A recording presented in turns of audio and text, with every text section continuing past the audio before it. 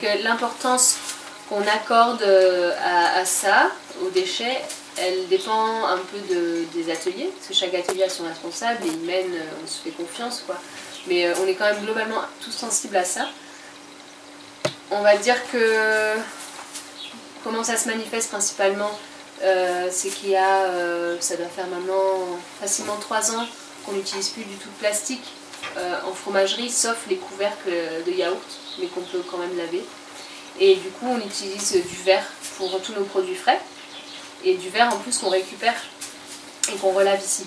Et en fait on n'a même pas mis en place de consigne, on demande juste à nos clients de ramener leurs emballages, et en fait on a 70% de taux de retour, donc c'est super satisfaisant. Voilà. Et après pour les étiquettes par exemple, donc ça m'aide moins de décider de laver ces contenants parce qu'il faut penser au grattage des étiquettes, à comment laver proprement, etc. Et du coup sur les étiquettes, avant on avait des étiquettes sur rouleau jaune, et en fait on avait des montagnes de poubelles de rouleau jaune qui en plus sont très peu recyclables. Et là depuis quelques temps on n'en a plus du tout, sauf du stock qui nous reste d'étiquettes pour coller les fromages, qu'on va finir petit à petit. Et en fait on a fait imprimer nos étiquettes, pour le fromage blanc on a fait imprimer nos couvercles, donc on peut les laver et ça reste, c'est imprimé permanent. Donc on n'a plus du tout d'étiquette. Et sur nos bouteilles de lait, on a un scotch. Donc un scotch autocollant, et du coup c'est vraiment du scotch quoi, il n'y a plus ce papier jaune qui nous embêtait tant. Et on est en train de faire ce pas aussi pour la brasserie, où là Jean, quand il avait lancé l'atelier, il n'avait pas du tout la tête à penser encore au recyclage, et donc il a commencé avec des rouleaux jaunes et avec des étiquettes classiques, sans mettre en place tout de suite le lavage. Et là on est en train de le mettre en place, et je pense qu'à la rentrée c'est possible qu'on lave nos bouteilles, qu'on soit prêt à laver nos bouteilles.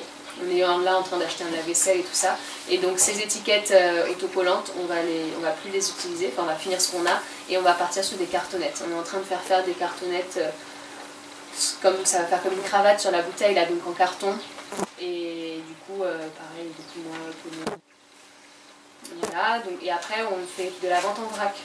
Donc là la biscuiterie par exemple, Natacha elle a choisi de travailler exclusivement en vrac, donc elle fait 0 conditionnement aujourd'hui. Et donc on propose juste à nos clients des sachets en papier pour se servir.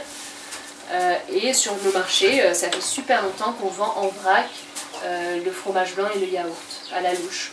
Et on a plein de clients sur le marché des Saccades qui viennent avec leurs contenants, on leur remplit, même le lait, on vend 130 litres de lait en vrac dans des bonbonnes isothermes, et les gens ils ont leur bouteille, ils se servent le lait, enfin c'est super. Voilà. Voilà. Après on n'a pas encore trouvé la solution pour les emballages de fromage, parce que du coup quand on est sur le marché, qu'on coupe une part de fromage, il faut bien l'emballer, et en fait le papier qu'on utilise il est un petit peu plastifié, et en fait si on n'a pas ça, le fromage il sécherait très vite dans un frigo, et donc on n'a pas trouvé encore de solution pour ça.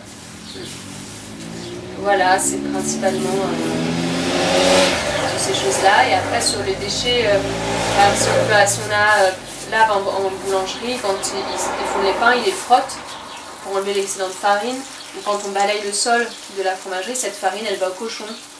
Les drèches de la brasserie, on va les réutiliser là, donc jusqu'à présent on avait du mal à les utiliser pour l'alimentation animale, parce que ça peut être dangereux pour les animaux si c'est pas bien conservé. Mais là on devrait pouvoir les utiliser sereinement pour nourrir nos génisses.